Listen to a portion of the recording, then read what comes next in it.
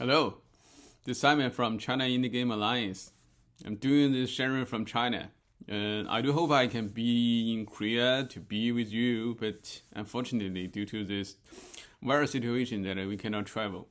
So basically, we're gonna talk about the latest marketing trends in China gaming market. And as you can see, our organization, I started the China Indie Game Alliance from 2015, and we focus on discover, connect, and support all the indie developers in China. And I have been noticed that there are a lot of many good indie games from Korea.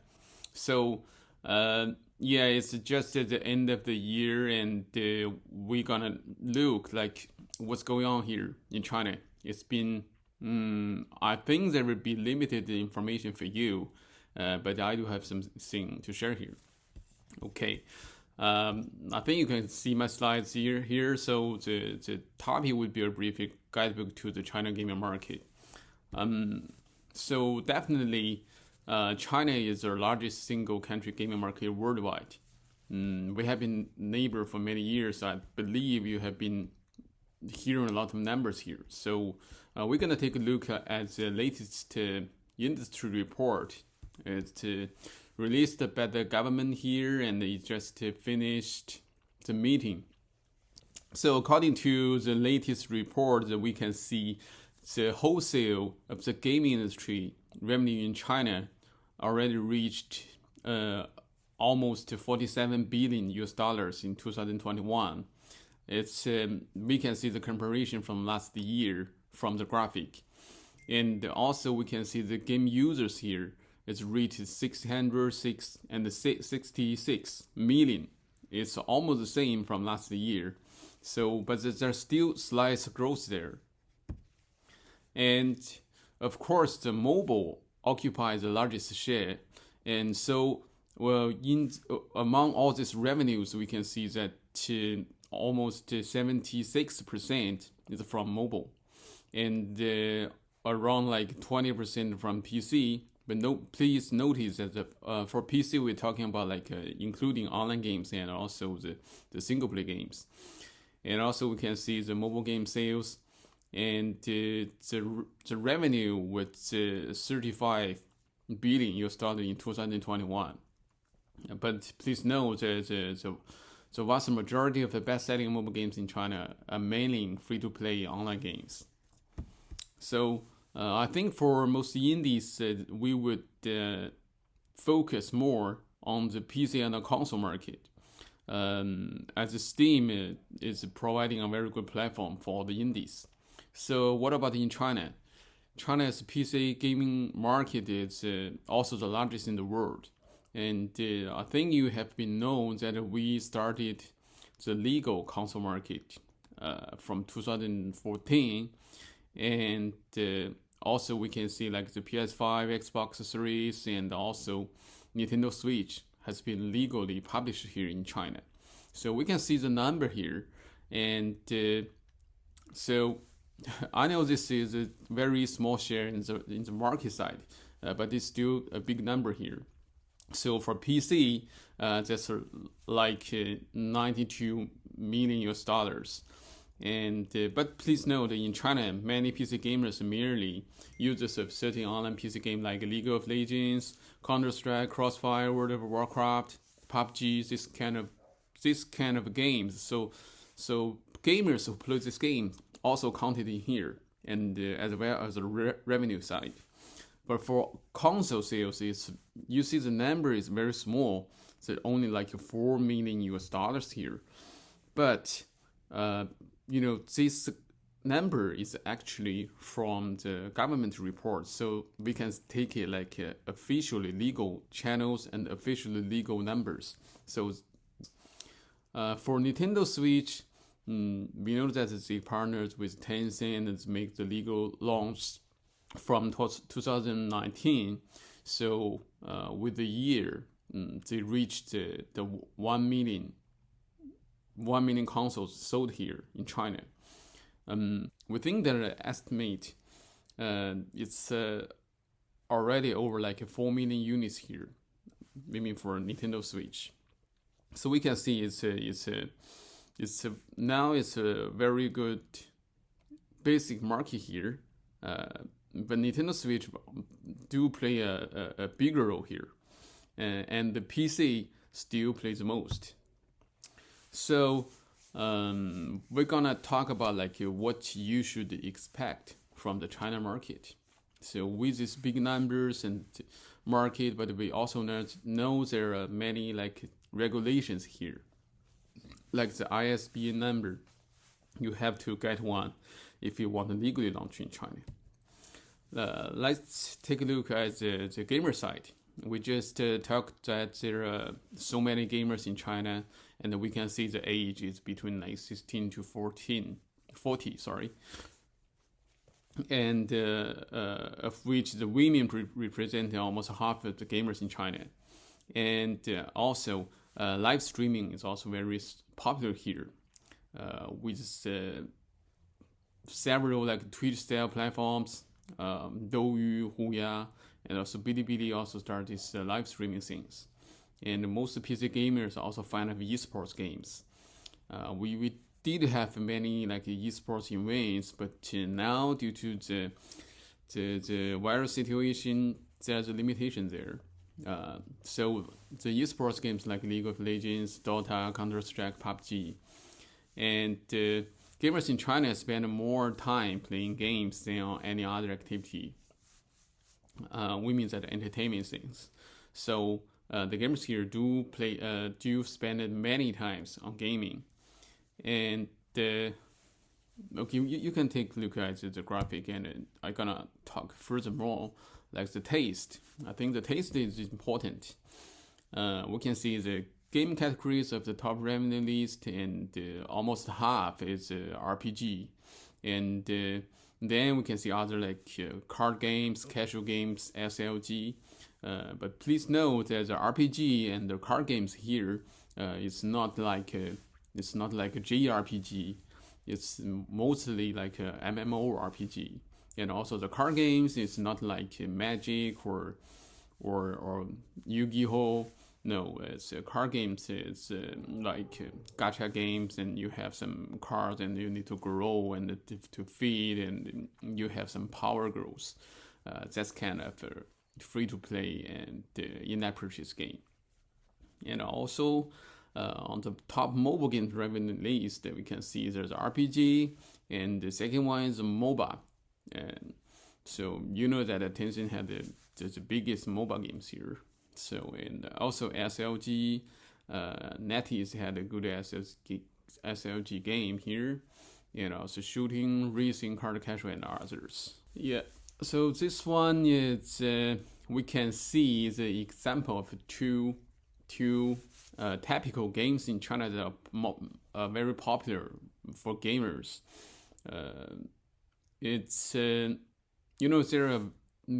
are two big categories that gamers always looking for. It's traditional Chinese subject like wuxia. It's a genre of Chinese fiction concerning the adventure of martial artists in ancient China, and which may be more famous like Kung Fu, but it's actually wuxia is a basic. And the cultivation. I think cultivation would be very hard to understand for other countries. It's a genre of a Chinese fiction concerning ordinary people become immortals and attain godhood through hard practice. So these are the two biggest themes among China. And from the graphic you can see, so there's fantasy and the magic, cultural fusion, and modern anime history. And on the right side you can see the two typical games here. And the upper one is about the wuxia, and the lower one is about the cultivation. Both of them had a good sales on Steam, and you can check it out. And for indies, we're gonna mainly talk about the Steam things. So you can see the top 5 popular Chinese games in 2021 on Steam. The first one is cultivation. It's sold over 3 million copies. The second one is about the sci-fi. And the first one is they have a very good sales here. So already sold over 6 million copies globally. So this is from NetEase. It's like we can take it like a complete game. It's kind of traditional Chinese culture things, and to fight in counter-stack way, that kind of things. And other popular Chinese games in recent years, for all platforms, the Chinese parents, you may already know that, is also sold over 3 million copies.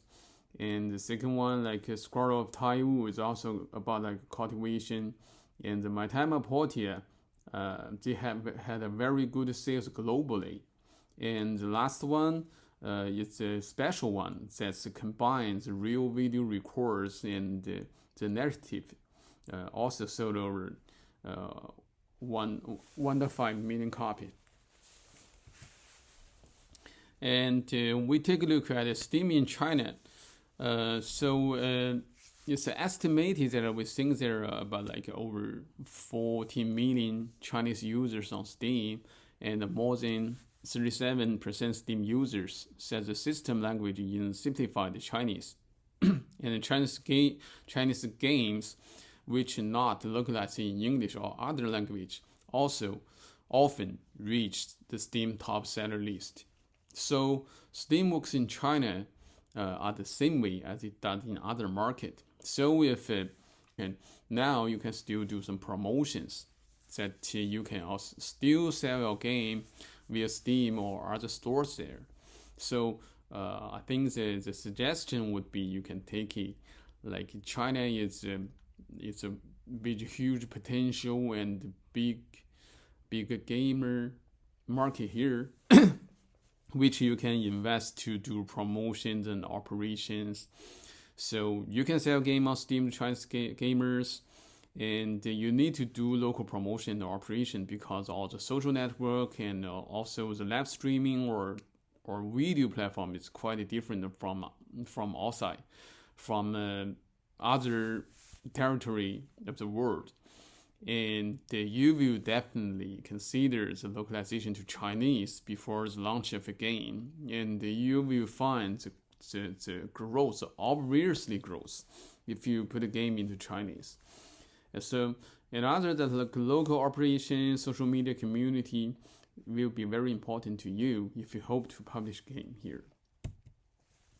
And others suggest here, and it's better that you can find a local partner in China.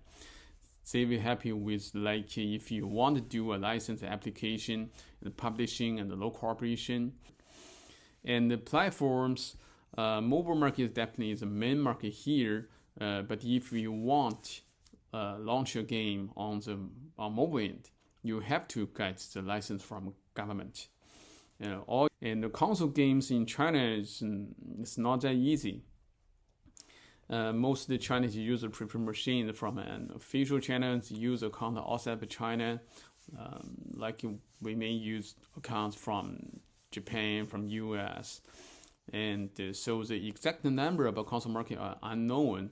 And as we just mentioned, that there are still very good user base here. And so if there's a good promotion, there will be a very good driving here for sales. So there's an example, like take a look at the popularity of Animal Crossing New Horizons in China in 2020. Its sales may reach, I think it's already over 1 million copies here. But it's not legally published here. And on operation side, social media is totally different from the rest of the world. So that's why we suggest you find a local partner to do deep localization and operations. And the co-development mode would be considered if you have a good partner here to trust. And the last one that that the KOL and the live streaming also plays an important role here. if you plan to do some promotions and to study in this community and to learn more about that. And the last part, we're gonna take a look at the future and the current trends in China gaming industry. So the first one is the indie game things that we have been talking from the beginning. So the reason why we started to do China Indie Game Alliance, because we noticed that the new games with better gameplays are becoming more important here. And also, like the Chinese gamers is looking for better games, the new generations, and they're looking for better game experience, and it's not like the previous players.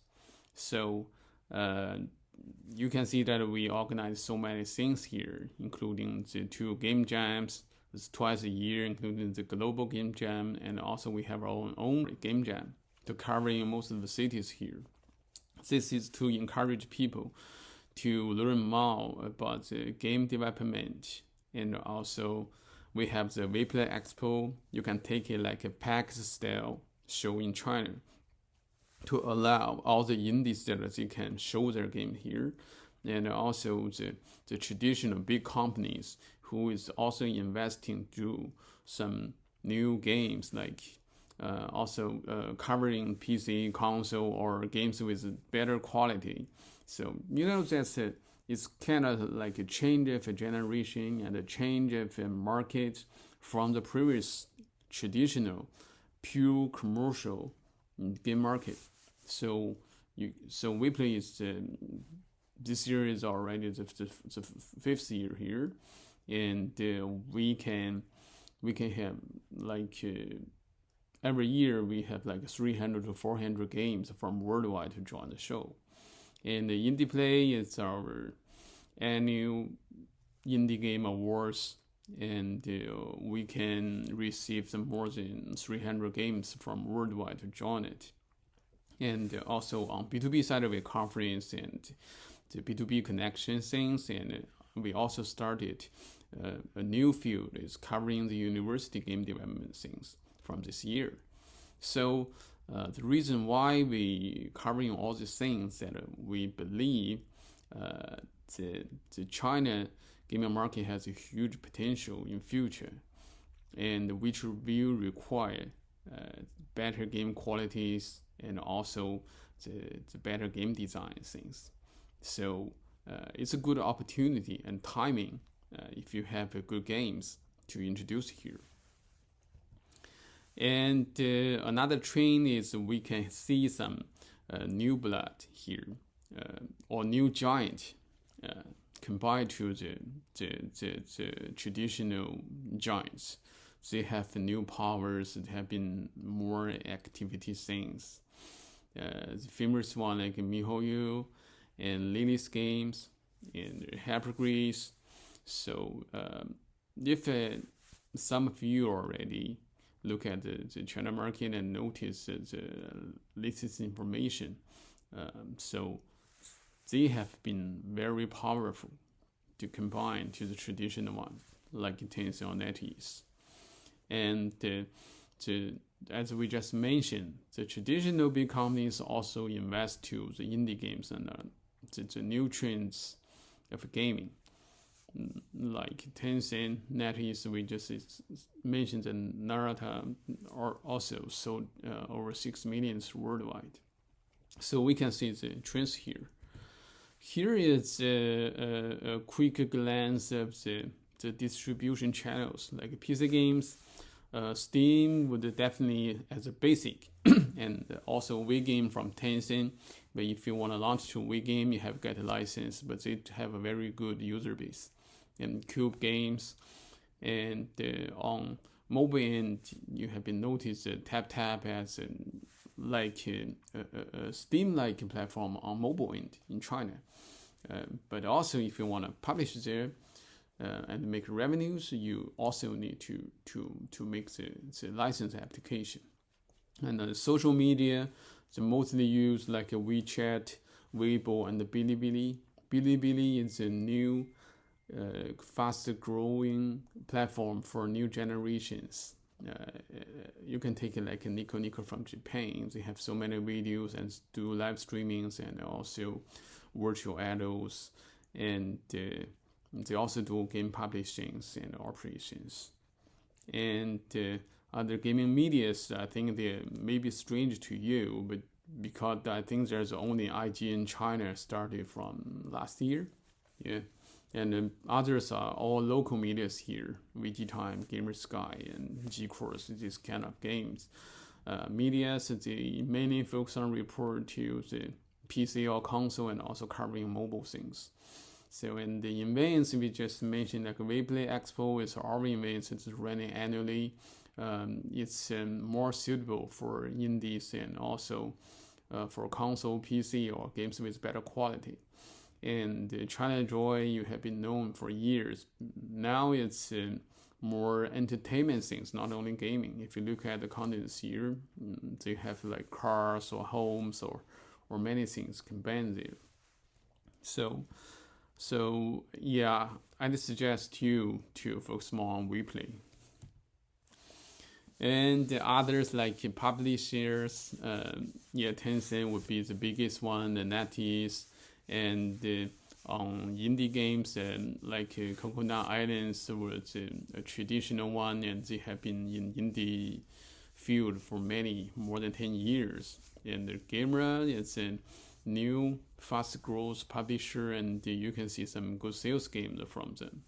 And Suyo Games and this one mainly helps the overseas games doing publishing and promotion and operation here in China. And there's other like some company with multi-functions like Netherlands, like a production company, do investment and incubation. They make their games or co-development, and they also do publishing globally. And there's others that you can take a look, but I just pick some typical here because I believe the connection with China and the world would be closer. And that's what we are working hard for. So in closing, that China's gaming industry is the largest in the world.